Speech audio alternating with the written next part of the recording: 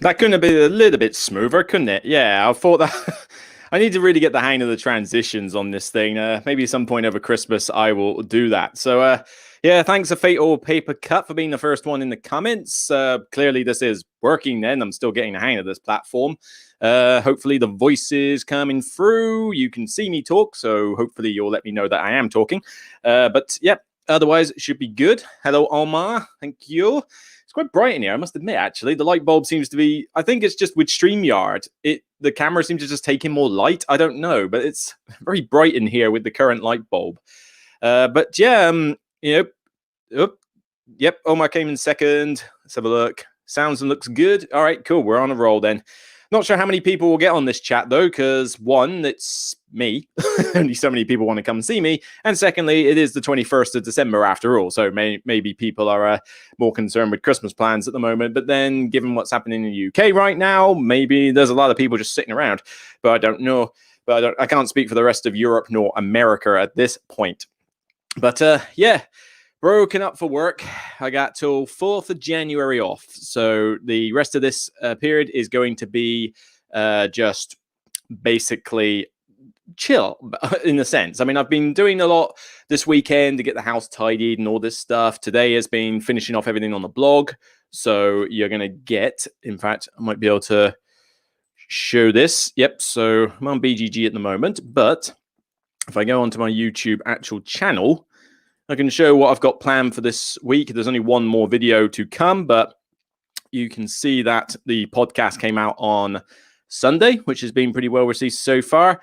But you'll be able to see this lovely one. That's not really what I want to show the exact descriptions and that. But basically, that top one here is the top games of 2019, 1 year later. So yes, the retrospective list of 2019 is coming. That's scheduled for Wednesday at, I think, 5 o'clock British time. So you'll get it then. It's already scheduled. It's already edited. It's all good. And that will be the official last one I do before New Year. I will not do any more production until New Year starts, when I'll start thinking about reviews for, say, Lost Ruins of Arnak, definitely, maybe Under Falling Skies. I don't know. But then I've also got to look at some other stuff I've got. Actually, come to think of, what do I need to look at? I mean, I wasn't necessarily planning to do Cleopatra and the Society of Architects, although that has arrived. This huge monstrosity box here has arrived. Let me get it back on the main screen there. So there we go. Big giant premium edition box. And I mean premium edition. This stuff has like the painted buildings and that. It is a massive toy. That's all I can say. It is a toy. I can't reach for all the pieces, but I mean, that's miniatures that are in it, like the statues, the Osiris statues. I bought the painted version. Should I have bought the painted version? I don't know, but yeah, it's somewhat big. So I'm trying to sort through that out at the moment. I've got New York Zoo I've got to get a review done for. I need to play it. What else is over there? The Agora expansion for Seven Wonders Duel. I need to break that out. Probably do that over the Christmas holiday. What else we got? Hey, son of how you doing? Yeah, I say I watched for Board Game Rambling, son of there. I watched your top 10 earlier. Also, so you've already seen my comment on it. Had a good laugh with that one. And to be fair, actually, I didn't actually have a problem with many of the games on the list. I thought, hey, you know what? I put that as my number 8. I put that as my number 10. This is pretty good. Granted, not all of them, Bonfire, but, to each their own. But it was a good fun watch anyway. Go watch it if you haven't. And yes, this. Basically, I'll get onto Rocket Magnet. Well, let me just answer Rocket's sort of question very quick. So, how much was it? Cleopatra, I can't recall, but I think it was something like just over $100 for it, for the premium version of it. Yeah, like I know it was expensive, but I think I ordered it about Feb-March, and I don't spend a lot of money in Feb-March, so it tends to be like, I'll just treat myself. My birthday's in early April, and I just thought, you know what, I'll just do it. But what was that? I had a lot of problems with your list. I'd be surprised if both of you didn't have a problem with my list, because obviously it's kind of the amusing thing. For those who don't kind of get it, myself and Board Game Ramblings, we do like each other, okay? We are good mates. It's just we have a fun little rivalry when it comes to games, and one of us could go to the other person's house, look at the collection, and find enough games to satisfy each for the week, possibly like the month. We'd have enough games to play, regardless of who went to whose house. But there's, of course, other extremes where there are games where are like, you like that? And you'll get to see some of that soon. We are definitely doing that collaboration top 10 list at some point with both of us being on the StreamYard so that we can basically take 10 games that the other channel was wrong about. So like 10 games I like that they hate and vice versa. So that should be good fun. So that should be good fun. And yep, she's excited. Woo! Yep, that is definitely happening. You got to be the first collaboration I do. So let's go to that. Well, before again, I got one question from a Patreon that I will do, and then I'll get on to the rest of the chat. But yeah, this should explain this. I just fancied a bit of a change for 2021. I just want to see the back end of 2020 as fast as I can. I've had, solid isolation for half this year. Most of the times when I get to meet people were cancelled. As an extrovert, that's not a good thing for me. Christmas was nearly screwed, but I'm just lucky enough to have got out of it. But on top of that, work's been heavily crunched because we got put into we got taken off work for a month, then 80% hours, but all the workload was there. So we've still never caught up. Had a minor, disciplinary, had trouble at work recently. That's hopefully going to resolve, so it's kind of like everything's just kind of crunched the last thing. So this is now a chance to reset my batteries. Hence after Wednesday, when that list goes up, that will be the official last production video I do for this year. I'm not even going to touch the cameras. I'm just going to wait until January the 1st. Then I will put the cameras on and actually try and do stuff. But I need to recharge my batteries. And only my family, my parents, my mum is going to help me do that. As well as maybe playing some games. Because as well as that Cleopatra, the one that I have got, if I can reach it down here. Give me one sec. Oh, God. Thank you.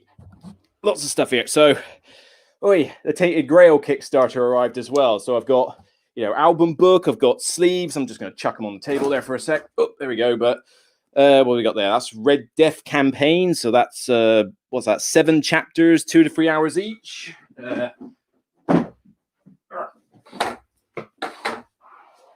then I got this. What was that? The Age of Legends and Last Night campaign. And what are they? They are 30 chapters, 2 to 3 hours each. I got a lot of content to get through for this.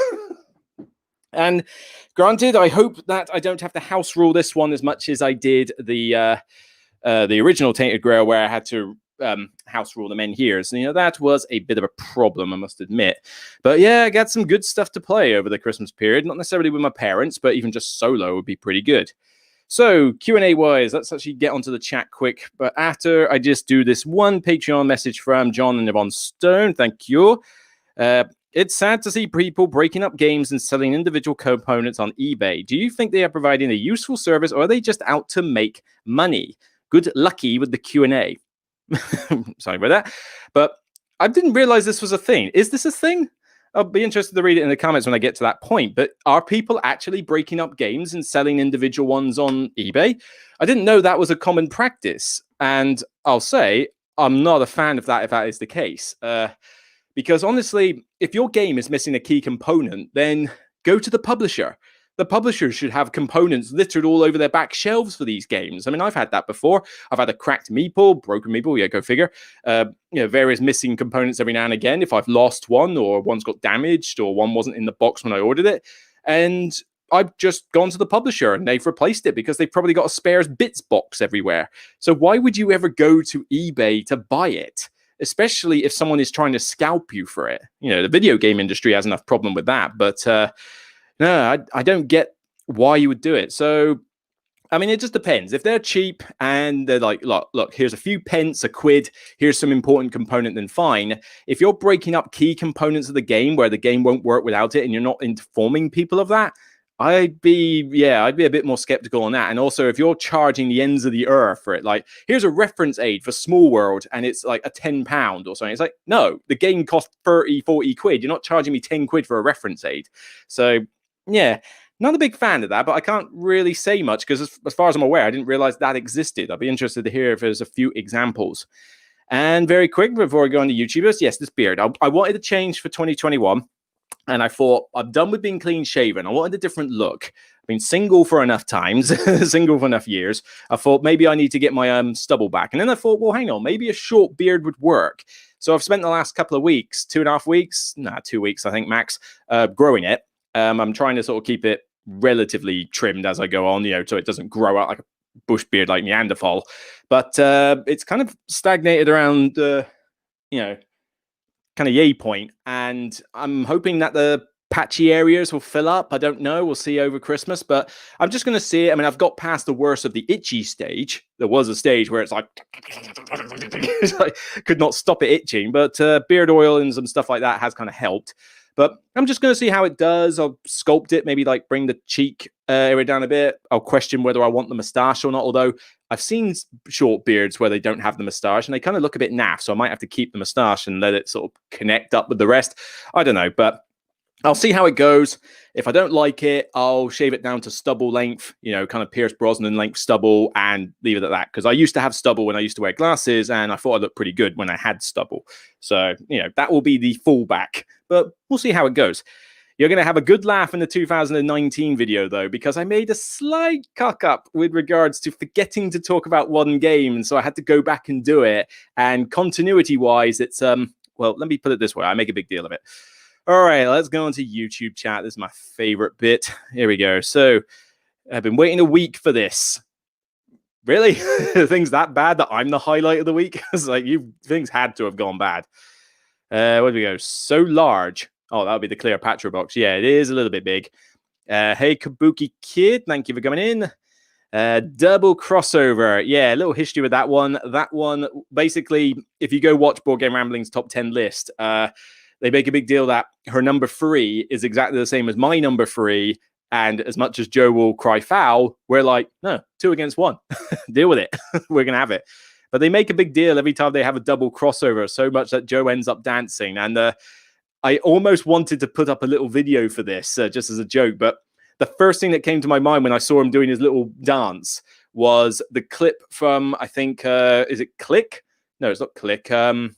Hitch or whatever. It's the Will Smith movie where he's helping the fat accountant to date or something. He starts doing a dance and he just basically looks at him and goes, "Don't ever do that again." Stuff like that. I just wanted to put that on the end of Joe's dance. Would have been a good laugh. Okay, Doug. Merry Christmas. Merry Christmas to you, 8-bit. Say you've been doing all right. The beard's coming along nicely. Well, we'll see. We'll see. Like I say, I bet you my mum is going to kill me because she doesn't actually know I'm doing this. As long as she hasn't watched any of my videos and my elder brother hasn't spilled the beans, I haven't actually told my mum and dad that I've grown this. So dad won't mind. He'll just probably giggle. But my mum's going to be like, "What have you done? You look horrible." It's like she will. She has this picture of how I should look. But my impressions don't gel with her impressions. So it's always a bit of a, even on fashion. She's like, why are you wearing stuff like this? Don't people wear this? And it's like, Mum, you're in your 70s. What do you know about what my age wears these days? I dress for comfort. That's what it is.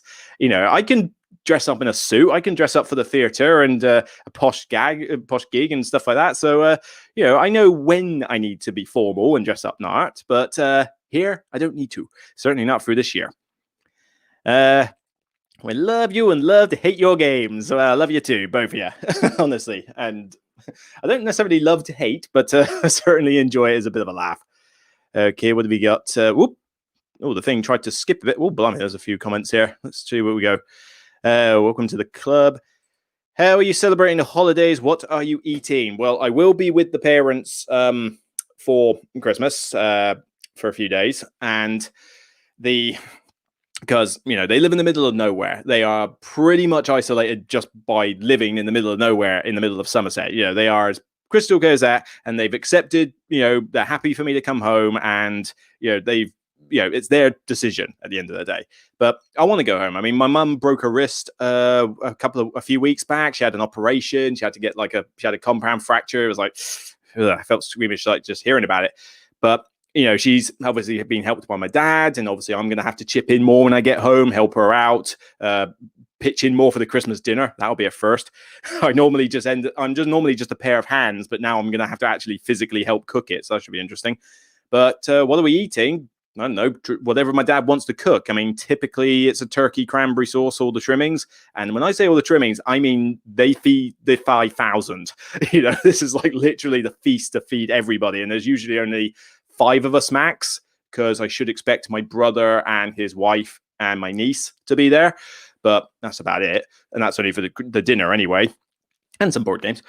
But apart from that, yeah, I mean, it could be pork. My dad sometimes likes to do pork. He does a very good pork crackling on the top. He's like a dab hand at that. He's just got that down to a T. So that should be good. But yeah, it'll probably be every veg on the menu. Red cabbage sultanas, even sprouts from my brother. Yeah, but I mean, peas, carrots, parsnips, you name it, it's cooked. And I will eat every last bit of it, except maybe the sprouts.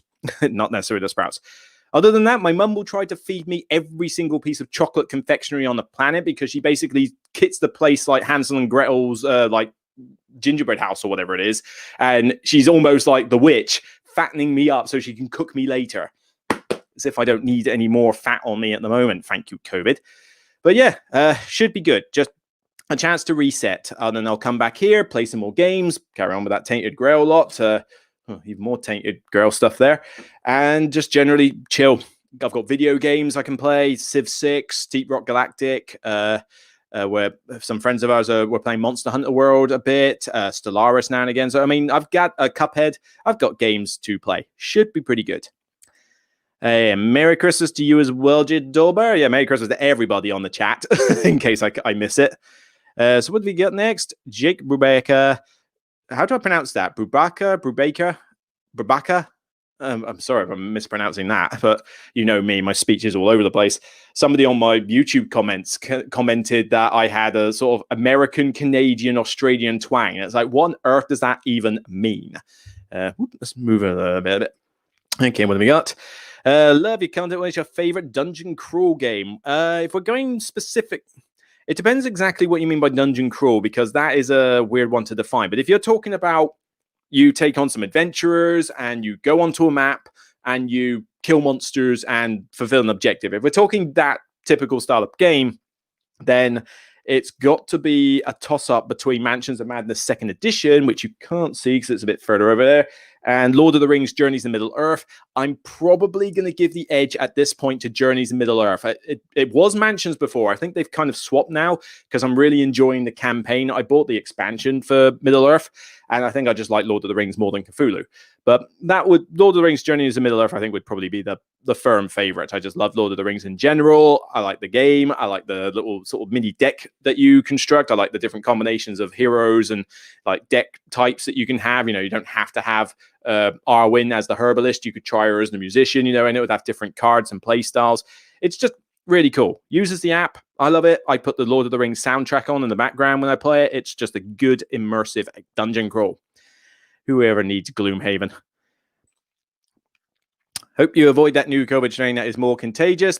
I'll be fine. I mean, to be honest, I'm by myself in my own house, and I pretty much have seen no one for the last week and a half. It's just like being me, which has not been pleasant. But, other than I think one trip to the shops, and I collected a curry takeaway at one point, that's pretty much the only time I've been outside this house. And I live in a cul-de-sac, in the middle of like a very smallish town. So I'm like kind of isolated already. Like I'm miles away from what I would call major civilization. And, because I live outside of cities in order to get the transport links. And it's just like, well, if I'm at risk, then everybody in the whole world is got to be at risk in comparison. All I got to do is just get home and see the parents. They'll be fine. What do we got? Hello and woohoo. Hello, Vala. Woohoo, Tainted Grail. Will you be doing a video on this stuff? It's not planned to do one on Tainted Grail because I've already done a review of Tainted Grail.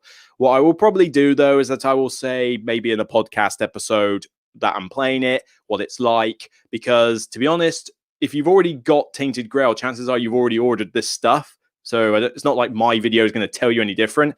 But I will certainly keep people posted on the podcast or something to say I'm playing Tainted Grail and this is how I find it. It's not enough to warrant a full video. And bear in mind, how many hours did that thing just say? That was like 30 odd hours in one box. It's going to take me a while to get through that. So don't expect a huge thing. Maybe promos. Oh, so you're referring to the eBay thing? Possibly. If people are selling promos, that's fine. I mean, there's a secondhand market for promos. You can get them off the Board Game Geek website. You can just go to the publisher and probably get some. Or just wait till the next convention. When's that going to be? But yeah, I mean, there's that. I don't mind if it's a promo.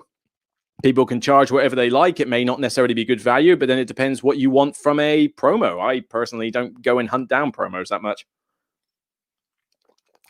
Dark roasted decaf coffee. That sounds stupid. Yeah, it does sound stupid. Promos, Kickstarter. Yeah, like I say, I mean, this is all back to the eBay thing. So if it's promos, that's fine. I ain't got a problem with that. What else we got? Trying to think. Here we go. J-Dubber again. I watched the top 10 of 2020 barely. You didn't have to put the bracket barely bit in there. I mean, that's my joke in the title, but all right, fair enough. Do you feel 21 will be a better year for board games?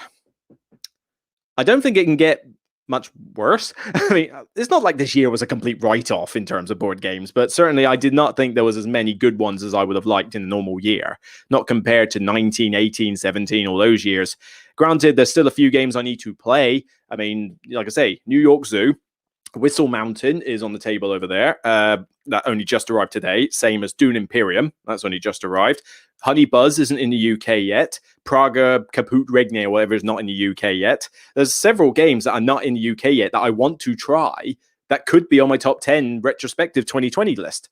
But until they release and I can get them played, then that's the problem with this whole COVID thing. If they can just ease the restrictions down, then I can get more people around and we can play them more. But it's kind of touch and go. Will it be a better year? Hopefully, if we start getting some new ideas and stop rehashing the same old stuff, not too many reprints, not too many legacy games, that'd be nice. So yeah, I reckon it will be a better year, but that's going to depend on whether we can get back to conventions. Because we need them. We need the conventions for the releases to come out and get into the public domain. A lot of releases got delayed this year because of COVID. So we need the vaccination stuff, which I'm all game for, to get out, roll out, and get us back to this sort of normal way of life. And then game releases will probably ding. So I hope it'll be better, but there is a slight chance that it could just be the same as 2020. That's my concern. Glenda Block, thank you. Oh, you're a tennis player. I want to get one of the T games, Tekenu or Teotihuacan. So not Tawin Tinsuyu, is that it? That's what I'm trying to think. To be fair, I've not played that one yet, and that's another 2020 game I got to get played. Well, tell a lie, I played a demo prototype, and I liked it then. I'm a bit concerned about the way this board looks, though. This board looks like a bit of a cluster in terms of like trying to see what's going on, and I'm just kind of worried that AP and trying to spot things on that board is going to be problematic. But we'll see. I liked it in the prototype form. But which one of those two, Teotihuacan or Tekenu? From my personal perspective, I would say Teotihuacan is the better of the two, but they're pretty close. I mean, I think I give Teotihuacan a 9 and Tekenu an 8. It was on my top 10 of 2020, Tekenu, so both are solid games. I think it's just a case of, I mean, they're both interesting dice mechanics. They're both themeless. They both have stupid names. I think it really just comes down to which one do you want as an easier play. Both of them are quite thinky, but Tekenu is easier to grasp and get to the table, whereas Teotihuacan requires a bit more investment in the rules and just that bit more thinky power. So that would be the heavier of the two. So based on that, I think just pick your poison, really. Both of them have interesting mechanics and both of them are good, fun games. In terms of player scaling, they both work fine at all player counts, really. It just makes the game longer. Yeah, I mean, I personally picked Teotihuacan, but it can be that. Keep the beard. Hello, Board Game Co. I see you joining me. Keep the beard. I approve of them. Well, like I say, we'll see. I mean, I don't want that side. I can't see. I can't scrunch my eyes over there, but that side doesn't look too bad. That one, I'm a little bit concerned about. That area there it looks a little bit on the patchy side, a bit like my lawn, to be honest. So we'll see how that develops. But I got a trimmer, so I can always just keep it in line. Maybe the next time I go around the barbers, somebody can do something. I don't know. That was an accident, but 1980. Oh, this is back to the eBay thing. So yeah, I mean, if it's old games, that could be a factor. I mean, publisher won't replace old games. I mean, like I said, I need more context with that question. Just on its own sounds bad. I mean, when you read it without context, it sounds like the PS5 and Xbox scandals at the moment, with the whole scalpers buying 20 million of them and selling them for £2,000 a pop. But in board game terms, I'd need more context. Evening to the Hexy Beast, thank you. And Joe has joined us as well as son of ours. Does that mean that's both of you now? You got like eating dinner or something, or are you just bored this evening? So you're just watching this while waiting for next game to play.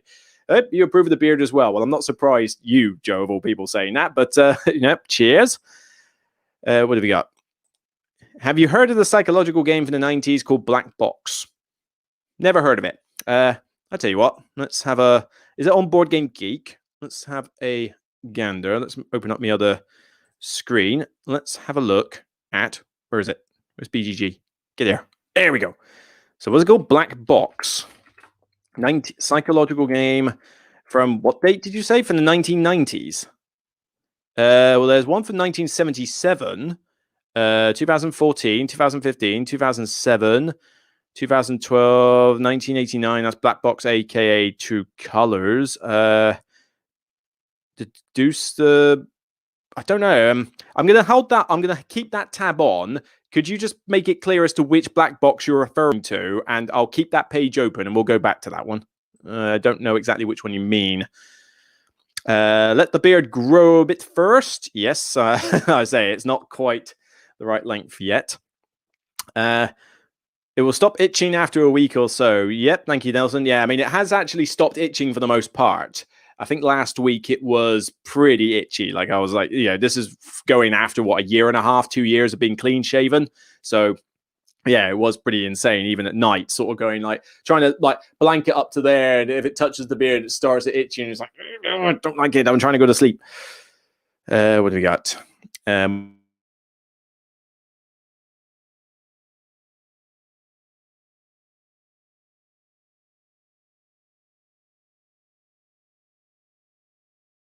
More.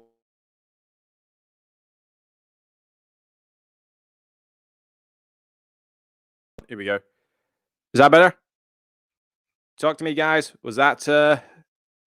Send me a quick question. Something went weird on my system there. I almost thought my PC had crashed, and like things said my mic had muted and stuff like that. But if you can just confirm very quickly, just shove something in the comments and just confirm that you can still hear me, because I'm obviously a bit behind on the YouTube comments, and obviously there's a bit of a delay coming from YouTube to here. So if somebody could just confirm, please, just shove it in there. No, the time warp is not gonna... Was that in a reference to the glitch? I don't know what happened there. I mean, I think it must have been a weird internet thing. But good, you hear me. Thanks. I mean, just to say, if it does cut out, because my internet is not 100% flawless, then I will be back. So please don't go away. Like, please don't leave me. I will be back. So it just might be like a couple of minutes for me to reboot the internet. That'll be it. All right, where did I get to? People are talking. Here we go. Yeah, Peter Ramwell. Hello. Hey, look. Thoughts on Taiwan Tinsuyu and Praga? Only been able to play both solo so far. Love Praga, but Taiwan had lots of fiddly rules. I must admit, I've only played the prototype for Taiwan Tinsuyu. I have not played Praga because Praga is not in the UK yet. And I'm hopeful it's good. It doesn't aesthetically look particularly great, and it's not exactly a theme I care about. But Vladimir Suchi, as much as I don't go for a lot of his games, I wasn't a fan of Shipyard. I don't like some of his older stuff. But then I really love Underwater Cities, and I love Pulsar 2849. So he does surprise me at times. I'm hoping this will be another one of those occasions where I look at it and go, doesn't appear like much, and then I'm surprised. But what is up with that board? The board with all that iconography looks like I'm looking for Waldo. It's like I expect him to be just like there in his shirt because it's such a cluster of iconography. But can't wait to at least try it. Should be cool, hopefully.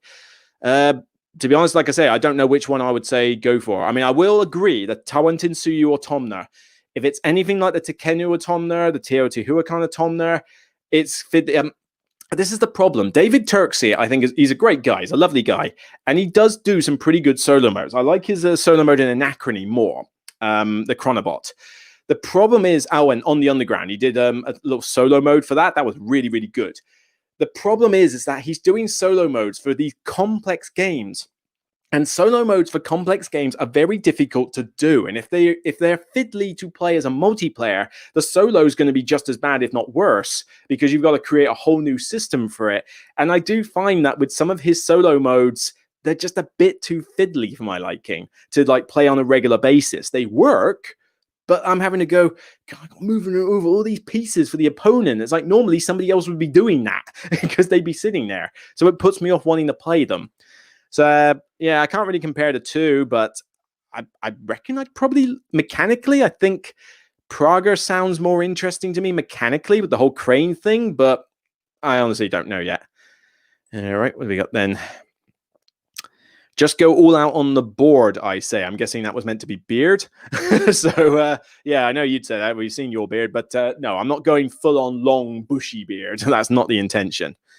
Hi guys, hi Steve, hi Board Game Go, hi Tai Tui, hi Tui Tui. How do you pronounce that? No spoilers, of course. Have you watched the new Mandalorian? If you even watch it, excuse me.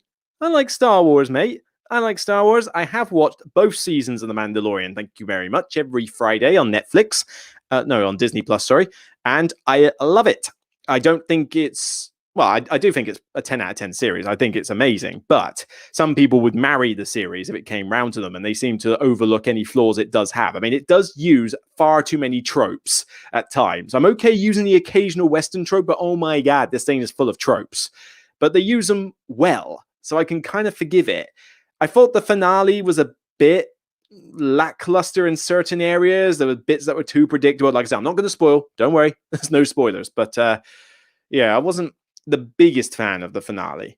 But like I say, the series is great. If you are a bit sick and tired of Star Wars and you want something that does it in a kind of new way, then honestly, give The Mandalorian a watch. It's a really, really good series. I mean, every Friday night it has been watching Mandalorian and Star Trek Discovery Season 3 at the moment, and it makes for a great Friday night. Hi, Lionel, that's it. Hi there. Just discovered Board Game Ramblings a few days ago. Great channel. Really? Only a few days ago? I've mentioned them quite a bit, but by all means, go discover them. They're lovely people. And yes, I hear you. Well, they mentioned that they were really gutted about Essen Spiel ending. Yeah, same here, because we always meet at Essen Spiel. Hopefully there'll be more stuff. Like I say, just find a convention. Tell me, if we can get this COVID thing sorted, tell me if Norway has a convention and I'll come visit. Okay, what have we got there? Yep, everybody's having a good chat by the sound of it. That is good. Board Game Ramblings versus the Hexy Beast. Best at Star Trek. Is that the name? Just Best at Star Trek? Okay, interesting. Board Game Ramblings Board Game Co. enjoying Kingdom Rush. Such a fun game. Kingdom Rush is pretty good. I did only give it a 7 though, which is still good. 7 is good. It deserves a seal of endorsement for me, but it's a bit of a palaver to set up. The variety could be a little bit better, but mainly, I mean, the rulebook has some issues which put me off a bit. And also, I do think the difficulty is just up way too high. I mean, it wants you to start on the second hardest difficulty, and that's just too much. But even on the easiest difficulty, when you get to the first, second plus scenario, the intro is easy enough. But once you get to scenario 2 plus, the game will not hold your hand. It will beat you down, especially in solo mode. Maybe it's easier in multiplayer. I don't know. I didn't get to play it very much in multiplayer. There we go. A question, an actual question. Brandon, thank you. Been seeing a lot of dwellings of Elder Vale. Yeah, it's been the talk of the town lately. Luke Laurie certainly knows how to broadcast his game. More coffee. Saw it on your top 10 for 2020. It was on Board Game Ramblings top 10 as well for Joel. Not so much for Sunniva. But how does it scale? We mostly play with 2. Well, I was going to say, I wonder if Board Game Ramblings has actually answered that question already, because they play a lot of games 2-player, and they're probably the best ones to ask from a 2-player perspective, because I don't tend to play games 2-player. But it scales fine 3 to 4 players. I think you can play it with 5 as well. It goes on a little bit long, I think, with 5. But 3 and 4 player, I mean, it scales fine. You use a different amount of cards. You use a different amount of tiles.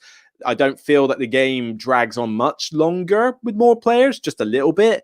I mean, you may not necessarily do as many actions, but you'll still have plenty enough to do. And it's got a very good solo mode in it. So I think it scales fine. I didn't have a problem with player scaling when I was reviewing it. Really, the only reason it's not higher up on my top 10 was because I thought, here's the two big reasons. One, combat. Some people love the combat system in it, and I like the combat system in it, but it is quite punishing. I mean, if you get hit on constantly in the combat, you're going to lose. You can't recover from your guys constantly being sent to the underworld and back. It's all right if it happens a few times to each player, but if you're constantly attacked, as I was in one particular game, you will not pull back. So it's kind of hit and miss as to whether I like that variant. But the other thing that I was a little bit ho-hum on was that the cards, I didn't feel that they were differentiated enough. You know, if somebody's going all full fire and somebody's going all full earth, I didn't feel like they were playing much in the way of different games for someone being a fire lord and one being an earth person, especially when in the magic deck, everybody can use those cards. So it's like, well, you're supposed to be the fire lord. Shouldn't you be the one chucking fireballs and not me? It's kind of weird. And on top of that, some of the cards I just felt didn't have a lot of variety. Like, has anybody actually won the game with those vault cards? Those vault cards are rubbish. There is no point going for those things. But yeah, like I say, two blemishes I had, took it down to an 8 out of 10. I still really like the game. Still on my shelf. Lionel, you are everywhere. Is he? All right. I'm not entirely sure. Everyone's having a good chance. Beards bring babes. I like the Hulk smash thing. That's good. Does it? I must admit, most people I know are dating people with beards. Half the people I know have got beards with spouses. Yeah, who knows?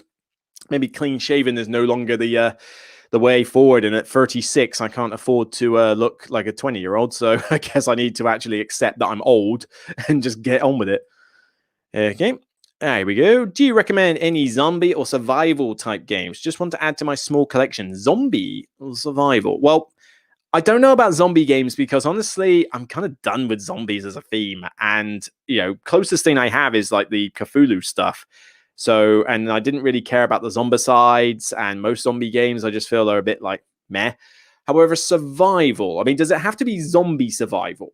If you just mean it's a co-op and you've got to survive not dying, then Robinson Crusoe and First Martians are pretty good going because they don't involve zombies, although Robinson Crusoe does have a cannibal scenario, which is probably close.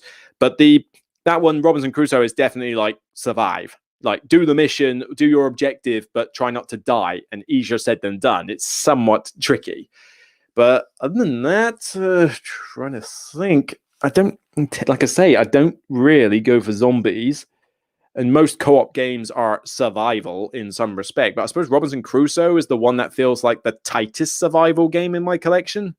In the sense of, oh, we are all going to die horribly. So probably good with that. The Dark Hater. I agree with you, Anderson Cinema. 2020 was a pretty solid year. Like I say, some people have found it a better year, which is great. If you did find 2020 a good year, then I don't know how you could ever get a bad year, to be honest. But that at least means that you found a ton of games that were fun to you to play. So good on you. You came off better, I would say.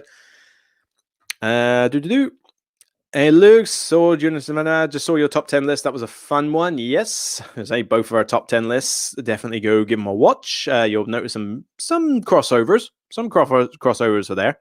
But they didn't just do a top 10, they did a top 20. So be sure to check out the 20 to 11 as well. Some better games are in that list. Really enjoy the content reviews. Thank you, Star Trek. That's the name. Happy holidays, Gen Y. Thank you. I live in Somerset County in New Jersey. Granted, all right. I don't know if your Somerset's quite the same as mine. Do you talk like a farmer? Is it most of your area agricultural land? Is hills a prominent thing? And do you have an abundant supply of cider? Then you can be compared to my Somerset. What have we got? So a lot of love for Board Game Co. and Board Game Ramblings, which is fair play. Where's my love? I feel left out. Totally isolating, so I can go to my parents' house.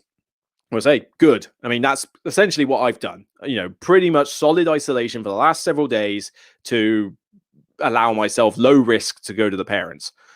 What have we got then? There's not a question, but I'll put up. Completely agree with you on the year of CGE. Spoiler from my own list when I do it, but my own top games are Under Falling Skies as Arnak and 1 and 2, respectively. Spoiler. But yeah, I mean, Falling Skies was my 5, I think, and Arnak was my 1. Actually, yeah. Hang on a minute. I've either got a bad memory, but Joe, Sunova, did you put Under Falling Skies on your top 20 at all? I don't recall seeing it. I want to know if you put that on there, and if not, why not?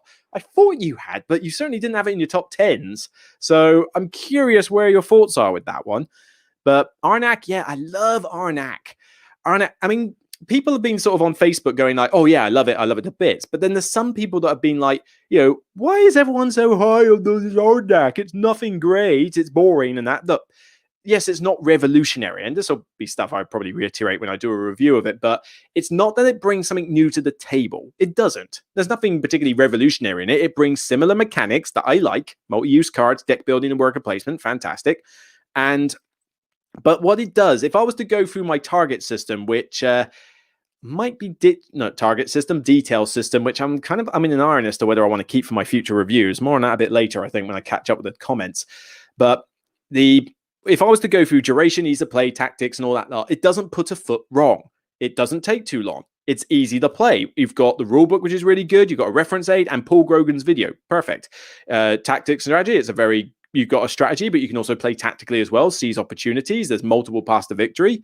The cards make your game varied. Aesthetics, it looks brilliant. Absolutely gorgeous production quality. What else? Immersion, the theme, Tomb Raider and Indiana Jones themes come out all the time. There are tapestries. And longevity, the card deck's pretty big. It's got enough variety in it. Granted, an expansion in the future with more of that stuff would be great, but I thought it was pretty decent for what you got in the box. It just doesn't, it ticks all the boxes. And these days, there are so many games I've played this year, like Hallertau and Ether Fields and even Calico, and a few other games where I've played them and gone, this is good, but you trip and fall on your face onto a spike when you do these elements. And it's just nice to have a game that ticks all the boxes and doesn't put a foot wrong. That's why I love Arnak so much. And yeah, it's got a little bit of luck, but come on, every game that involves drawing cards will have some element of luck. That's deck building. Even then, it's only minor. I mean, when you buy an item, it goes under your deck straight away, which means you're guaranteed pretty much to draw it on your next turn, depending on how your deck's compiled.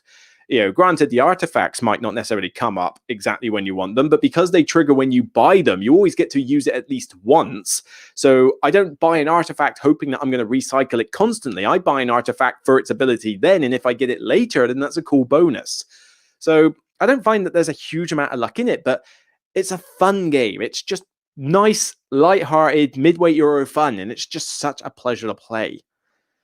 Any games over the holidays? Only what I take to my parents, and I got to be slightly careful because my mum, like I said, broke a wrist, so I got to make certain that she doesn't have to do anything with two hands and not hold too many cards. But whenever I go to the parents, there is a guarantee of certain games that will get played, whether it's because my parents love it or my brother loves it. We will always play a Ticket to Ride game. It's my dad's favorite. We will definitely play Sushi Go Party. We will definitely play Splendor. We will likely play Baron Park. Anything else? Maybe Dixit. We might play Dixit. We do like that one. I've not actually taught them Mysteria. Maybe I'll take Mysterium Park home and see if they do with that. I don't know how my dad and mum would be able to see all the detail on the cards, but maybe I could take that home. As for anything else, I don't know. I usually take some new stuff home, but I'm curious as to what I would take. I mean, they didn't really take to Azul or Reef when I showed them that before. Obviously, and these are my parents. I can't teach them anything too heavy. Too heavy. I can't teach them anything above gateway level games, so it's got to be a gateway game. And I'm trying to think if there's anything new that I would take home, really. Oh, yeah, Point Salad. My dad likes that one. Point Salad filler. I don't know what else. Maybe Dice Town? Maybe Dice Town might be worth a try. Well, I mean, you roll dice and make poker hands. Even my parents could keep up with that one, I reckon. They're not stupid. It's just they struggle with like some of the games I've got. I'll take Under Falling Skies home. Yeah, down there on the CGE shelf. I'll take this home if I ever get bored. I'll just whip out a game of that. I can't really think what else I would take home. I mean, we tend to play similar games each time unless some really nice gateway game comes home. And I would love to be able to teach my dad wingspan, but he's a bird fanatic. You know, it's all about birds. We bought him some binoculars for his birthday. He's a bird nut. I just don't think he'll get wingspan. Even the base set. I just think all those bird powers and the way it works, I just think it will be too complicated for him. And certainly too complicated for my mum. We'll see. But yeah, we tend to get quite a few games played because that's our social time. We used to play games as a family a lot. And obviously, with only so much on TV, if I'm not going to be bored out of my head when I'm living in the middle of nowhere, if it's raining outside and I can't go out for a run, what am I supposed to do? We play games. But we'll see. We shall see. How many meters of Jaffa cakes do you think you'll get for? I won't get any Jaffa cakes. Why would I get Jaffa cakes? That's more a Paul Grogan thing. He's the one who eats too many Jaffa cakes, and yet he still looks like a stick man. So I don't know where he puts all those Jaffa cakes he eats, but you know, I won't get any Jaffa cakes. I will certainly get meters and meters worth of other quality street donuts, biscuits, ice cream, puddings, trifles, you name it. My mum and dad will have made, well, my mum mainly will have acquired it and will fatten me up like crazy. I mean, I'm already having to undo so much damage to my waistline from isolation. My parents at Christmas, they outright destroy anything I've done all year. Shut up, phone. Phone's trying to rumble. What have we got? No family Christmas for us this year. We're staying home. Sorry about that, Kabuki. Hope you still find something to do, though. Even if you like FaceTime each other, that would be good to do. Just me and my cat this year. Hey, at least the cat's grateful, hopefully. At least it'll be a relaxing one. Luke, you can say what? You can say cricky every time. Crikey? Cricky? Is that... What's that in reference to? I'm trying to fit. I've kind of lost my plot with that one. Crikey, cricky, is that the thing? How dare you, Vala?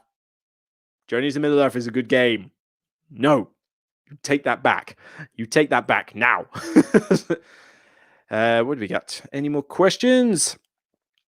You are everywhere. Yeah, everybody's everywhere. Yeah, Kabuki Kid is certainly everywhere. He gets around. And so does Board Game Co. So they get around. Oh, here we go. What's the average of hours you spend reading and studying a rulebook? Name a few that were horrendous and which ones were pretty understand. I'm glad you said rule book. If you just said normal book, I don't think I'd be able to answer it because I pretty much don't read if it's not a rule book. But, ooh, blimey. I mean, it just depends on the size of the rule book. I mean, I try not to spend more than an hour tops on any rule book, no matter how long it is. One rule book might take me 10 minutes to get through if it's a simple game and I recognize the mechanics. If there's a video to watch, like Paul Grogan or Rodney Smith, I will tend to watch that first and then go follow the rule book. But a normal rule book, probably would take me a good 30 minutes, 45 minutes of digging through on average for a heavy game. A bit less for a sort of gateway game. And what I tend to do is I tend to set the game up with the setup diagram and then maybe do a couple of turns through the book. And then I kind of go, all right, yeah, it's all twigging now. Name a few that were horrendous and which ones were pretty easy to understand. Well, if you've watched recent reviews, Ether Fields was pretty horrendous. Kingdom Rush was not the best rulebook in the world. That certainly was a bit iffy. Trying to think if there's any other recent rulebooks that were that bad. No, not from recently times, but which ones were pretty easy to understand? Halato was actually surprisingly pretty easy to understand for heavyish Euro, but some of the best rulebooks I have read, surprisingly, the new Kanban EV rulebook's pretty good as well, compared to the Stronghold version, which is like really hard to understand that version in that rulebook. The new Eagle Griffin version is a lot better. It's a lot better written. But I also played, last time I met up with anybody, I was playing Energy Empire, Manhattan Project Energy Empire. I stand that is one of the best rulebooks for a midweight Euro I've ever read. It is crystal clear what you were doing. And as I hadn't played it for a while, but it was like, oh yeah, it's all coming back to me. Yeah, I know that. Sweet. And it just said so easy to get it, and I just forgot how fast that game was. That was a really good rulebook for Energy Empire. Any others I could speak of though? I wouldn't have minded if On Mars had a slightly better. Well, the rulebook's not bad. There's just so many rules in On Mars. It's an absolute nightmare to learn that one. Predaporter's rulebook was... Oh, how dare you go out of focus. That's the ones I can think of easy to understand. Horrendous. I mean, yeah, Aether Fields and Kingdom Rush would be some more dubious ones from this year. Can't think of any other ones I've read this year were that bad. Oh no, Pendulum. Oh, Pendulum was a bad rulebook. Yeah, I remember that one. I mean, well, to be fair, Pendulum was just a bad game, but that one had a bit of a dodgy rulebook. I could barely learn it from it. Any? Various things. Underfolding Skies has saved this year for me. Hey, I'm glad for that. Hey, Gems and Biscuits. All right. How have you been? I've been pretty good, generally. Well, other than work crunching me down to the point of nervous breakdown. So, that's fine. But like I say, I've broken up from work. All good. Had some very good stuff on the channel. I mean, the channel has been very good to me lately with some of the comments that have been said. Let's see if I share a bit, because I haven't seen anything about this black box thing yet, so maybe we'll come back to that another time. But recently, like I say, I did the podcast recently, looking back in the head, and I was doing a lot of emotional stuff in there. I was looking back over my channel as a whole, kind of commenting on what worked, what didn't, why, questioning why some stuff worked well and why some stuff just never got the views, talking about what I'm scrapping from the channel, like I'm not going to do accessorize anymore. That is now officially gone. It was not worth the time. It never got views. I was questioning why my solo plays never really got many views, but then I know why top 10s and certain reviews do. But people have just been coming in either on Board Game Geek or with comments for nice comments lately. I mean, I can't think if I can see or show too many from recent ones, but I mean, I've trying to think that. Yeah, it's like, hi Luke, love your reviews. You're the one who I know is not going to be influenced by hype. Take care. Everything's all good. Moonrakers, that's another game I need to have a look at. There were more comments I could think of, actually. Maybe they're not appearing because of the filter or something, or maybe there's just not many. But there have been quite a few, nice comments that have come. Yeah, glad to hear you're taking a break. Hope you have a better 2021. There's not a great list. All right, there was more comments than I thought. maybe I've just skipped them or something. Please don't change the main reason I'm subscribed. I think maybe some of those comments came on Board Game Geek. I don't know. But I mean, there has been some very nice feedback from some of the videos lately. And it's just been very reassuring to get that feedback, because, you look at some stuff and you just sort of feel like, am I lagging behind? Is people not interested, not watching? But then I just need a quick reminder, and then suddenly it's like, yeah, what am I talking about? Stop being a downer. So I'm more of a humble person. I never think I'm doing particularly well at anything until someone tells me it. So it's like, because I never like to be big-headed about anything. What do we got? I always expect to see Kabuki Kid every time I catch a live stream. Yep, that's usually a thing. Your game room's on fire and you can only save one shelf. The fire demon said so. Who's this fire demon? Which shelf will you save and why?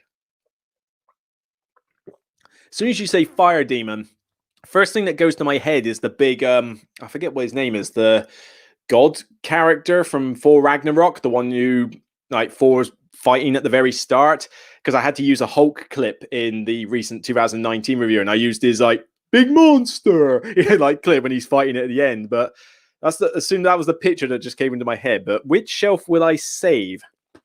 So you mean which square? So I've got to pick a Kallax square out of my entire collection. And just to make life easier, I'm not going to pick top of the shelf, because that's where things like my Sentinels and the Multiverse collection is and that. So I'm just going to assume that's all burnt. I'll mourn those later. So if I was just picking an actual square, just a square, I mean, the Lord of the Rings Journeys of Middle-earth and Tainted Grail is on one square down there. I mean, that could last me for decades just playing that game over the time. I could get quite a bit of time out of that. I don't think there's anything on that side I would consider. These wouldn't work solo. Same with those. Now, that shelf's not bad. Underfolding Skies, Lost Ruins of Arnak, Pulsar 2849, and Whistle Stop. 4 very good games, including a solo mode for 2 of them. That'd be a pretty good one. I mean, I don't want to save one square. Why do I have to save one square only? That's just mean. Hey, Citadel's Mansion of the Madness and Arkham Horror 3rd Edition? Maybe.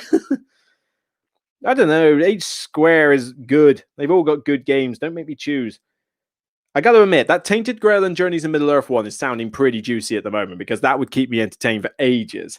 And that Under Falling Skies, Arnak, Pulsar, and Whistle Stop, providing I can start my collection up again, they'd be pretty sweet. Why? I mean, they're good games. So every game on my shelf's good. Well, come to think of it, I don't know if that's a good game or not because I still haven't got that played. It's a 2-player only game and it's just been sat on the shelf. I've been meaning to try and get it played, but I bought it in a second-hand sale on a whim because it's Ryan Lockett. Has anybody played Board Game Ramblings? You still there? Have you played this yet, Haven? Can you tell me what it's like? Hello, Sarah. Nice to... You were one of the ones that gave me a nice comment, actually. Yeah, so at least you were there. Any games you're looking forward to in 2021? To be honest, I haven't really looked ahead too much as to what's been released, although games that haven't been released yet in the UK for 2020, I'm looking forward to trying. Kanban EV, the reprint, is getting released to people in January, I think, 2021. Certainly looking forward to getting that alongside the Vital Lacerda shelf. It's not going to fit on there, clearly. But other games in 2021, I mean, I don't know what else is getting released, per se. I suppose maybe from a Kickstarter perspective, maybe this will be a good one to do. Let's go back to the magic window and look at my Kickstarter. Oh, Die of the Dead. I was looking at that recently. That was a good little dice game I played at Aircon. That won't get released until 2021. That'll be good. It's a very cool little dice game. Takes the Mexican Day of the Dead festival, really puts that artwork and theme in there. It's just a nice filler. Really, really, really good. But let's see if I can find my projects. Yeah, back to projects. Here we go. So these will be good. I was going to say you can't see it, so that's a good thing. Hold on a sec. Gonna come off that. So come on, get me in there. I think it's okay. Right, back we go.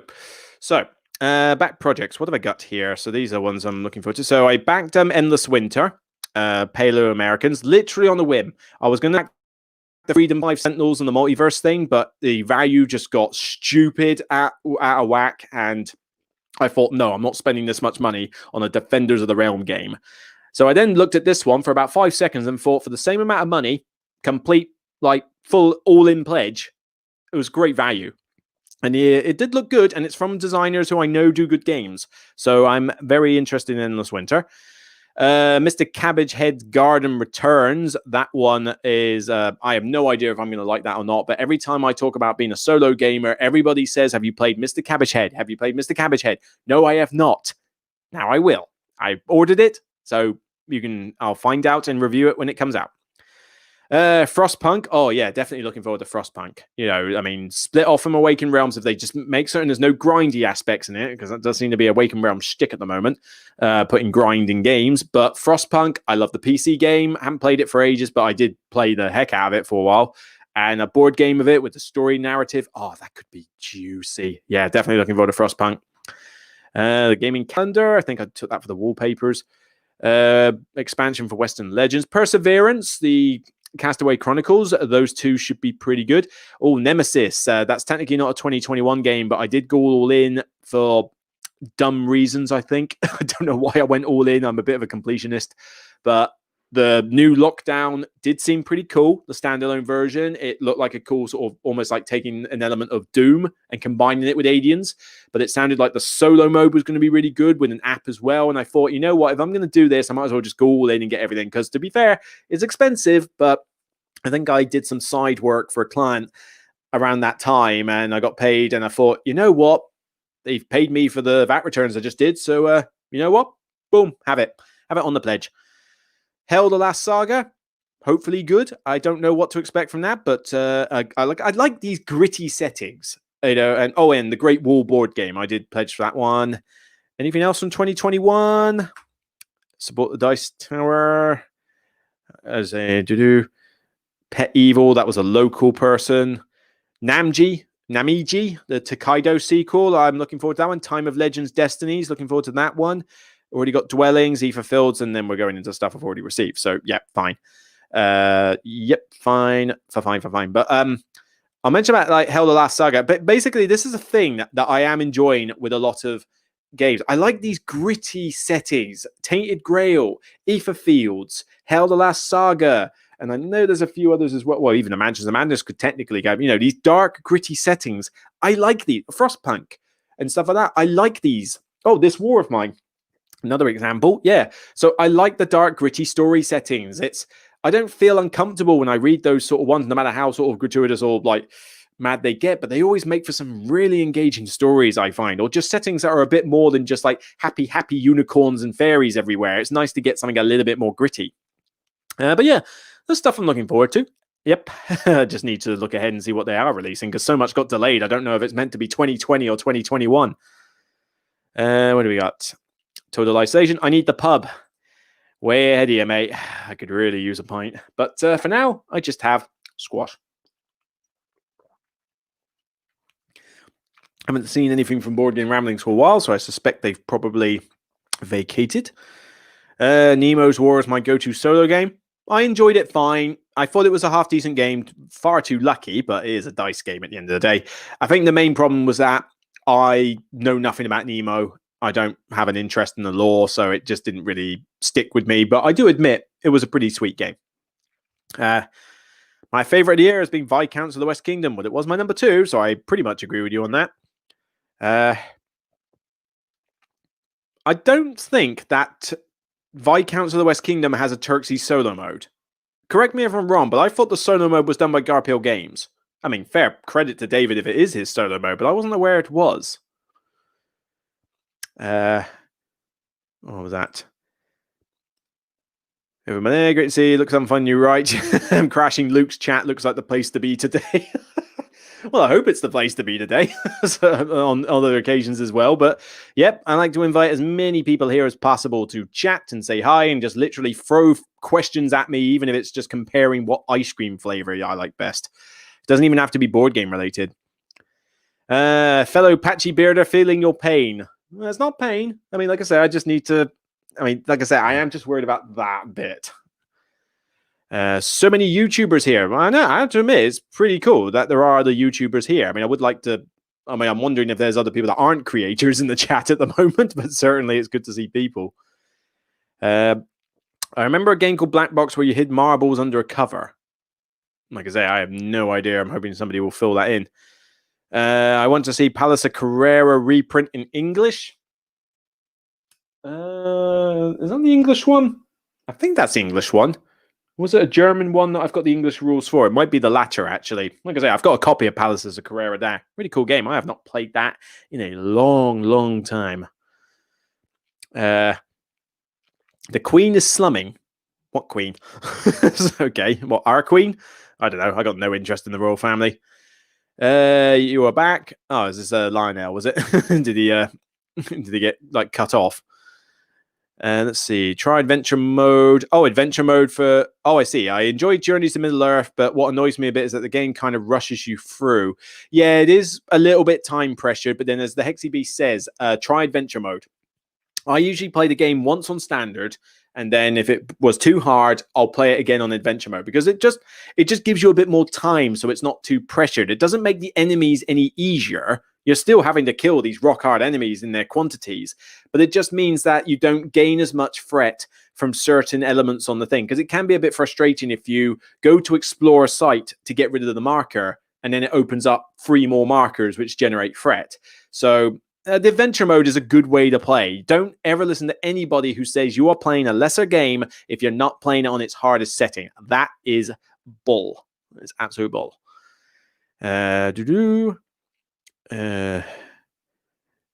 Is 2021 the year of the bromance between you and the Shut Up and Sit Down crew? Bromance?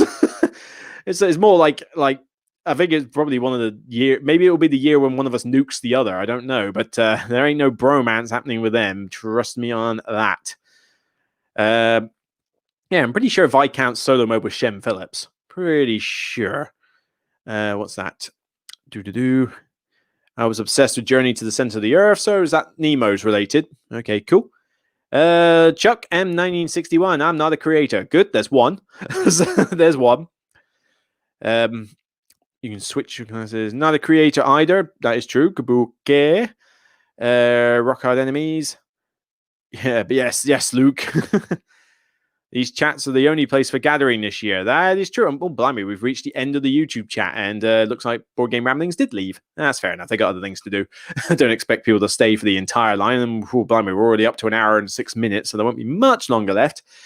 But let me talk a little bit about some of the stuff I mentioned on the podcast. Actually, the format, the show. I kind of wanted to actually fire some stuff off you guys, maybe. I said that in the podcast I wasn't going to do a season 6, completely revamp the situation, revamp the channel, and that is still the case. I don't want to revamp the whole channel. It took ages to do it this year, and I'm happy with the way it looks. The only thing I'm questioning is, I mentioned, I was getting rid of Accessorize, so they're all gone. They just never got the views, and they were, they just weren't worth it. They took a lot of effort. It was nice to get the free stuff. I mean, Lizard Den sent me some cool mats.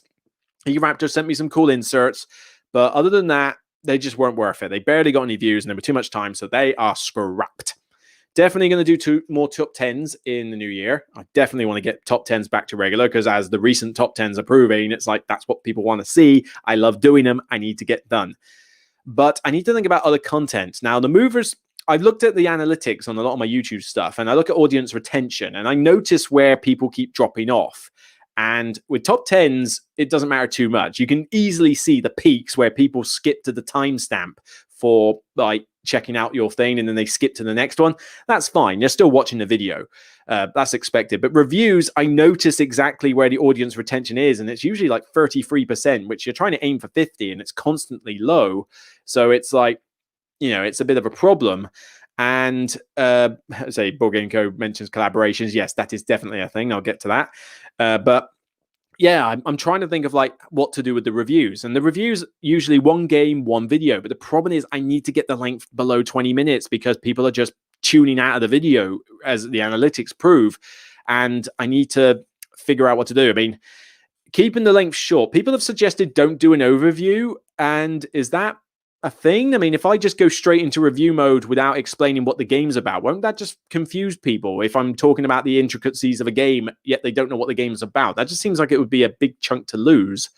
But I certainly am going to try and shorten the intro a bit, not rabble on too long with the whole please subscribe stuff. I'll leave that to the end of the video. I'm definitely going to move the Zatu promo to the end of the video now and not keep it at the start, because obviously if you're watching a video and then in the first 30 seconds I talk about a promo, it's when I watch Angry Joe and other stuff and they do a promo at the start, I skip it. So I know other people will as well. So I'm going to move that to the end of the video. That'd be better. And I probably have to stop doing the channel promo shoutouts, only because I've reached the limit of the channel promo shoutouts. As you've noticed through recent videos, I'm looping back to the start.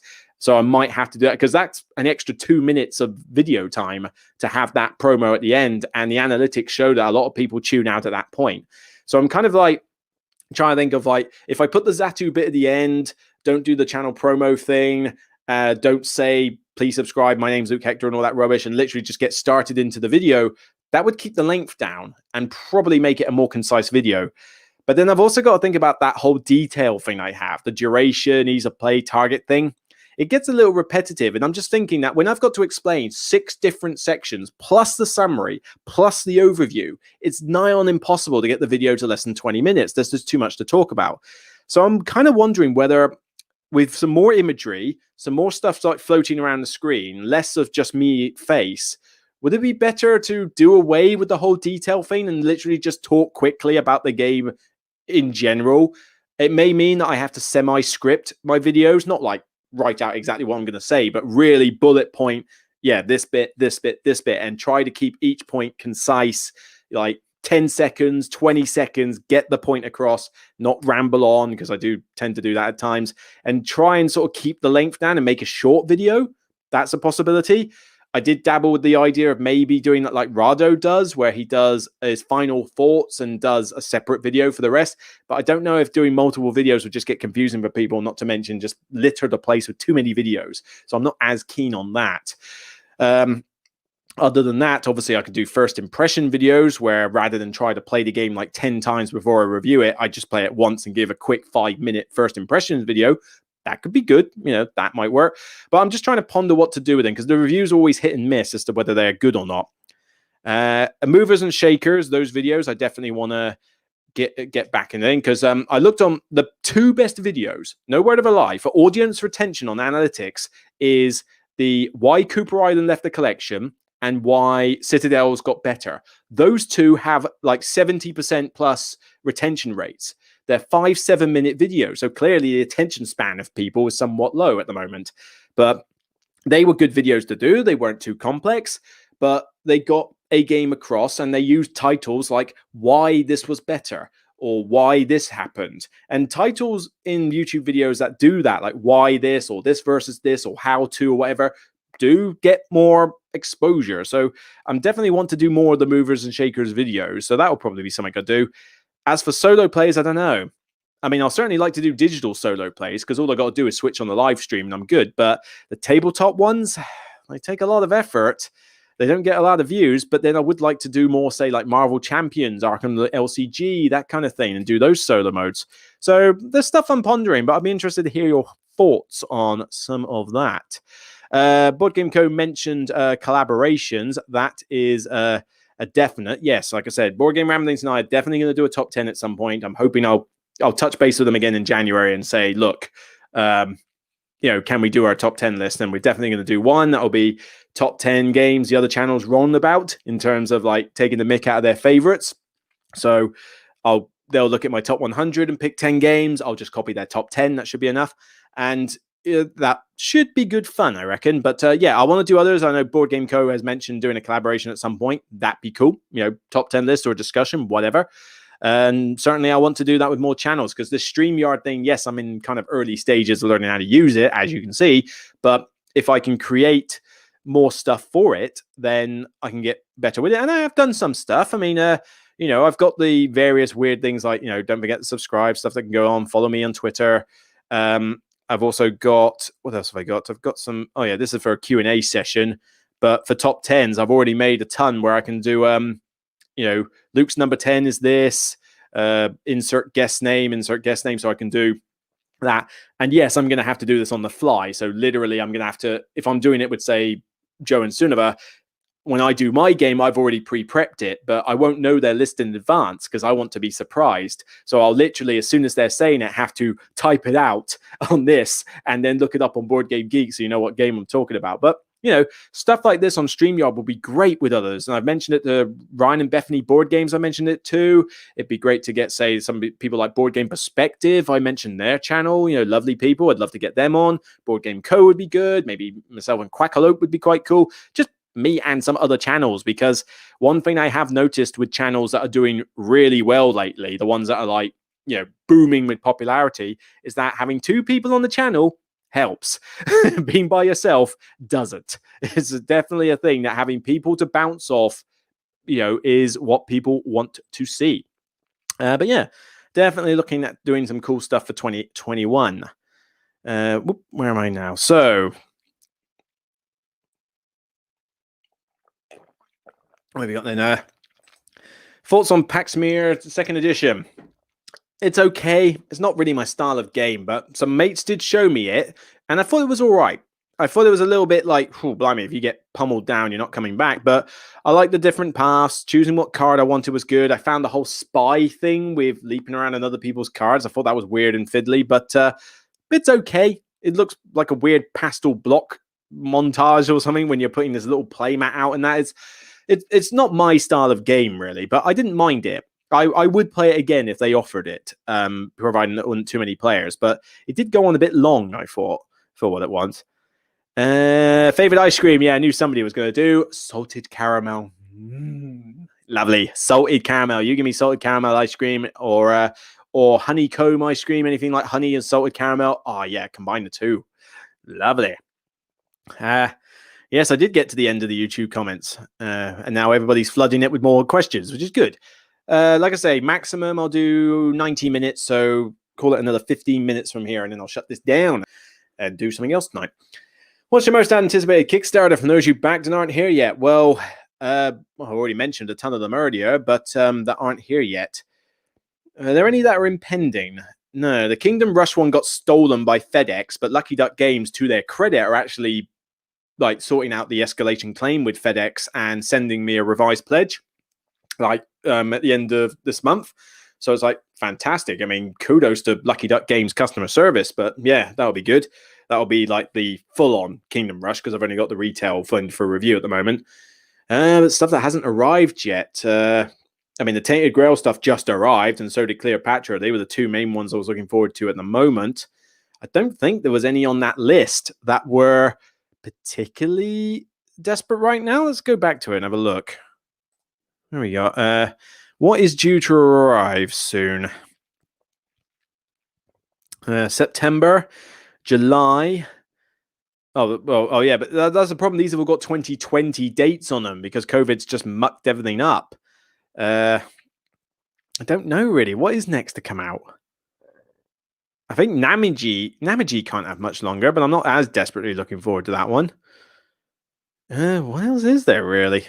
Oh, is that one I never? Oh no, I never received that, and technically I will receive that. Carnival Zombie. Oh god, yeah, that got done back in 2019. They still haven't finished that yet. I've got bad feelings about. This will be the next thing actually.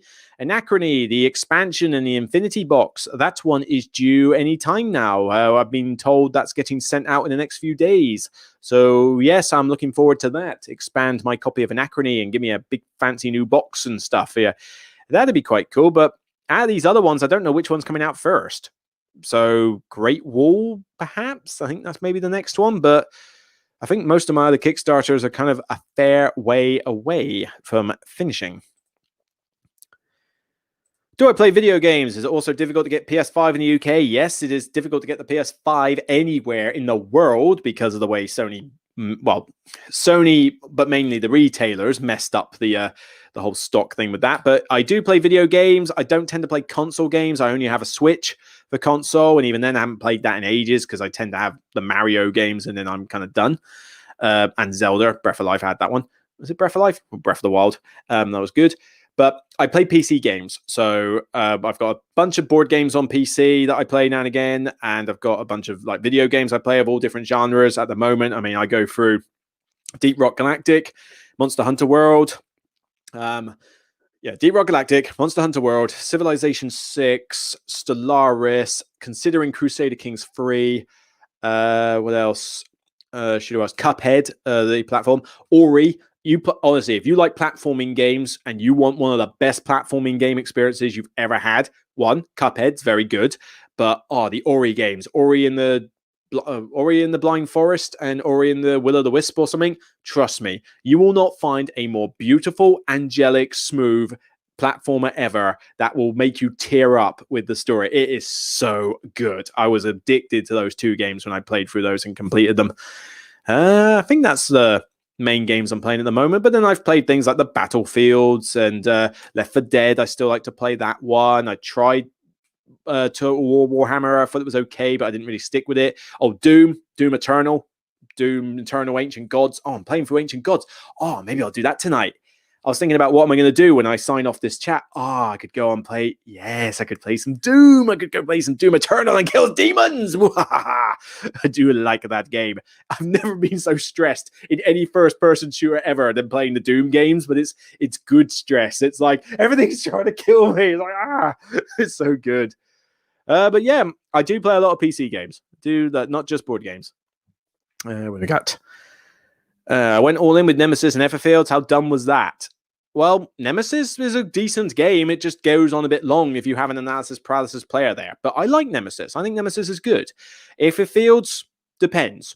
If the grind aspect doesn't bother you, like I say, Joe and Sunniver had a similar deal. They don't mind it. And some people like Jeremy Howard and a few others like it as they don't mind it as well. Then you will love the game. It's just I had a problem with it. Hence, it really soured my experience. So it's really going to come down to whether that bothers you or not. And you're only going to get that from your own experience. So, and also, why have I still got this banner at the bottom of the screen? Turn that off. It looks naff. Whoop. There we go. Turn that off. What else we got? Collaborations. Yep, like Board Game Go said, definitely want to do collaborations. So definitely get in touch with me on that one. I'd love to do one. In fact, I'd love to do lots. In fact, I did one recently. Wurful Reviews. In fact, I'm going to give them a little bit of a shout out because I don't think they get quite enough credit. So let me go find this one. I feel it's a bit unfair that they don't, because they do these live streams and yet there's like nobody ever watches them. And I just think it's a bit harsh, really, because they're nice people. Why can't I think one's from Lithuania, the other one's from America? Okay, that's not what I'm looking for. The problem is I can't remember how you spell the actual name, and there's my there's my broken Meeple stream there. But is it Wurful? There we go. Wurful Reviews, and yes, Doctor Who is on my mind at the moment. Wurful Reviews. Yeah, so these guys, 1,240 subscribers. So not a lot of subscribers, but they're nice people, but they just don't get a lot of views. I mean, 49 views, 53, 67, 189. But they're nice people. It's like, why are they not getting more? I mean, I'm not saying they should have like 1 million subscribers by now, but they're lovely people, and people should give this lot a lot. But we did a 2020 episode recently. It goes on for a couple of hours, so they do very long streams. I mean, maybe that's the problem. But Ilya and Kyle, two lovely people. And we use StreamYard for this. So this is how collaborations could work in the future, where we have multiple of us on stream. We use Board Game Geek for imagery in that. And we just put the banners up so that we can have like top whatever, Luke's number 5, that kind of thing. And we talk about surprises. We talk about disappointments. We talk about experiences. We do our top 5, which for me is mainly just a copy and paste, but still. But we get some cool stuff in here, and there's my disappointment of 2020 Effa Fields, but we had a good time. Check out this, podcast and listen to it or something. It was a good laugh to do, but stuff like this I would love to do in general. So give it a look. What's next? Nemesis no good? No, Nemesis is good. Nemesis is good. Retention is hard. Yes, it is very hard. Everyone's got such a low attention span. Still seeking the perfect pirate game. Shiver me timbers. No idea, I must admit. Oh, I didn't back Dead Reckoning. The price value went bad for that one, so I didn't feel like it was worth the money for what you got. I think AEG shot themselves in the foot with that Kickstarter. I could be eating my words because it sounds like something I would have enjoyed, but again, I don't really go mad for the pirate theme. I'm just not big into pirates.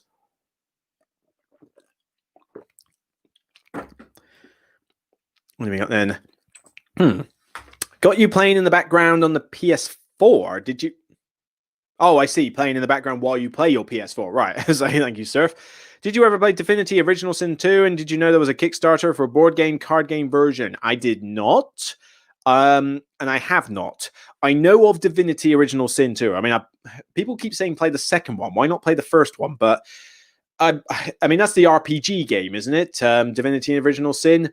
I just haven't, as much as I have time barely for the strategy games, I don't have time to commit to a full RPG experience. I mean, I've got Witcher 3 on my PC from years ago. I've played 5% of it and I can't go back to it because I can't remember what I was doing.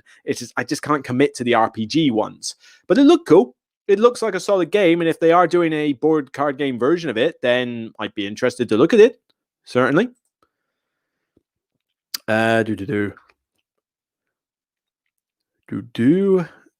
True, I've always skipped Zatu. Well, like I say, it's a promo. I mean, they sponsor my videos. I get a little bit of a credit with them each month for doing so, and that credit allows me to purchase games that I don't get as review copies, which means I can do more games for a review. Well, put it this way, I wouldn't have had Whistle Mountain and Dune Imperium if I didn't have that sponsor. So, I do owe Zatu for that sponsor, but I am thinking, I need to put that at the end of the video, not the start, and that will make that a bit better. And let's have a look. I think we're getting on to the point now where people are responding to my previous call to action. So let's see. One reviewer, I don't remember his name, gives a general opinion overall in the first 5 minutes, then goes into a more in-depth walkthrough and review. Well, that's kind of what I do. But then that in-depth walkthrough and review takes the other 15 to 20 minutes, which is the problem. I need to keep the length down. That's why I'm wondering, is the detail format working, or is that actually keeping the video too long and I need to scrap it and just go on to writing down ahead of time what points I'm going to talk about? Like, here's a game and I'm going to mention these 10 to 20 key points about the game and try and keep each one to about 20 seconds, like anywhere between 10 to 30 seconds for each point, so that it doesn't go over 20 minutes long, keeps the video nice and short. So that's kind of my thought process. I'm proud to have been one of the channel promos while they lasted. Well, like I said, I haven't specifically said I'm scrapping them. I mean, it depends what I do for the review format. But, like I say, they've had a good run. But I think if they are just recycling, then it's only going to do them so good. Those videos are still on YouTube. So people will watch those videos and they'll catch those promos at the end. And I hope they have translated to extra subscribers for the channels that they have tried to promote. But I'd like to be able to keep them if I can, but maybe try and shorten how they're done. I mean, their promos are like 30 seconds to a minute, and there's 30 seconds of me describing about smaller channels. Maybe I just simply put a banner that says channel shout out with the promo and then just end the video. I don't know. I mean, I got to try and keep it short. Short seems to be the way these days. I leave my ask at the end. Yeah, I'm probably going to do that. Yeah, I think I'll ask for subs at the end of the video, not at the start now. What will be that? Was he? We are testing how to play on YouTube and review shortly after as a podcast. We'll see. Like I say, definitely interested to see how that goes. Let's have a look. I want that new Aliens game from Gale Force 9. I don't know if I do or not. I mean, is it me or does it just not seem to be getting the buzz? I feel like this is a game that with Aliens should be getting like, oh, this is going to be the best thing ever. But where was the advertising for it if it didn't come from Gale Force 9? Where's the preview videos for it? Where's all the other buzz? Where's the Dice Towers review of it even? I mean, I don't know. I've just got a bad feeling about it, but I hope it's good because I would love a proper Aliens game that's really, really good. And Gale Force 9 will at least respect the theme. But will it mechanically be good? I don't know. I mean, they did a good theme job with Firefly, but that was a very random luckfest 3-hour game. Let's see. We're going there. Running out of time. Let's have a look. Oh, God. I seem to have skipped and there's a bunch. Right, I'm going to have to go really fast through these if I'm going to get these done. So just very quick. Don't ask any more questions now. I'm going to get to the end of the chat and then I'll leave it. Let's see. My review length is dependent on the game. Yes, that does help. If it matters, my reviews are in the 15 to 20 minute range and I have around 30 to 40% audience retention. I don't know how can you only have 30 to 40% audience retention, mate? I mean, you get a lot of views for your stuff and, no, it's obvious why, your videos are good. But, you get a lot of feedback and stuff like that. I'm surprised it's 30 to 40. But like I say, maybe they just like you more. I think it could be better without detail. Possibly. I mean, maybe I'll do a poll. Maybe I'll put a poll on my YouTube channel and see whether people want it with or without. Because I get the pros of having a structured format. Z Garcia does a good job with the target audience, but even he can keep his videos shorter. So maybe I do need to just kind of semi-script a video and just rather than ad-lib it. Because it's not like I just switch the camera on and then talk rubbish. I still have some idea what I'm going to talk about, but maybe I do actually need to sit down and just go that bit, make certain I do them, and then kind of plan them a bit more. Maybe that will help. Review at the beginning without much detail, then explain more of the mechanics and gameplay that expands on your likes and dislikes of the game. Okay, all right, I'll keep that as a option. Skip the whole detail part and go straight to final thoughts. Yeah, that's the thing. A lot of people do. I mean, when I look at the retention, it's like low, steady, peak at the summary, and then at the end. And a lot of people do that. And if they do, that's fine. At least I know why they're doing that. It's the same with the top 10s. People skip to the timestamps in order to look at the 1, 2, 3, 4, 5, 6 at the time. But I need to get the steady retention up. I saw Francis Drake on your shelf, but never heard you talk about it. What are your thoughts about this game? To be honest, I've only played it the once. It was years ago. I thought it was pretty good. I literally bought it because a shop was closing down and they sold it dirt cheap. I think it was something like 20 quid for their copy, which was only mildly damaged, but, pretty good nick. Mostly good nick. But it was cheap for a game that was pretty much out of print. So I grabbed it. I just haven't had time to play it yet. Again, so initial impressions were good, but I need to play it properly. Monthly roundups and Kickstarter roundups. Probably is a monthly roundup. Publishers, I don't know if they go mad for roundups, but I don't know if that would work with my style and timetable. There's plenty of other creators doing solo. Yeah, that is true. I mean, Board Game Co. for one. Although technically, is it Board Game Co. or is it Board Game Co. and Quackalope? So, like pretty knitted together. Yes, to you doing digital solo plays. Okay, I'll try and keep those up because they are a bit easier to do. I'd be happy to play something with you in Board Game Co. at some point. That would be quite cool. Ryan and Bethany are very nice people. Yes, they messaged me when I said to them, do they want to do a promo collaboration? They were very talkative about it. Do I know Not Board Gaming? Mark Dainty, yes. Yes, I know him. He talks a lot on Facebook. We get on quite well. Yep, his solo reviews are cool. I get on well with him. I do multiplayer content as collabs. That'd be cool. Ryan and Bethany live in the same area as I do. Cool beans. What, do you get to see them play games? I mean, that'd be pretty sweet. I would like to see collaboration streams too, especially the ones that you shout out of. But yeah, I mean, I'm definitely going to do more of these collaborations. I reckon they'll be pretty sweet. Salted caramel. Never had that ice cream. You are missing out, mate. You tried the honeycomb Kit Kat? Yes. It is nice. That is nice. Screw the Scalpers. I want that new Aliens game. I've already mentioned what games I'm playing over the holiday a bit earlier, so I'm going to skip that one, I'm afraid. Yeah, I would say I'm mainly gateway games, that sort of thing. Like Zatu, of course, understood creator myself, just knowing you already and seen for 147 times. I can skip, plus not from the UK. That's fine. My promo is purely commission based. I get nothing. Yes, that is true. The only reason that I've still got the sponsor is because where are we? Sorry. Yeah, the reason I've got the sponsor is if people use my link in the video. If that stops, then so does that. It is a partnership agreement. It's not like, oh, they just give it for the hell of it. No, it's like it's got to earn. But as far as I'm aware, people are using it, which is good. I mean, even I use it. Use that to a lot. Firestorm is my local store, and I use them a lot too. Yeah, Firestorm, decent. Are you going to check out small games like Circle the Wagon and Scrollopolis? I can't review if you reviewed Cafe. Cafe?